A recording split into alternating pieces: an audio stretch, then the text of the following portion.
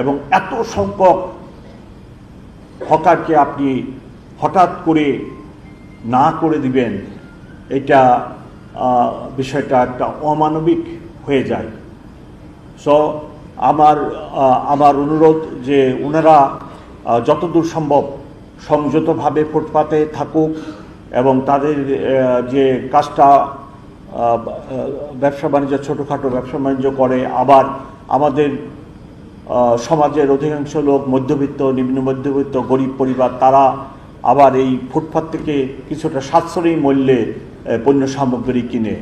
এইসব বিষয়াদি নজর রেখে আমি চাই যে ফুটপাতে যিনারা এই ছোটোখাটো দোকান বসে ব্যবসা বাণিজ্য করতেছেন তারা যেন খেয়াল রাখে যেন আমার অসংখ্য হকার বসে।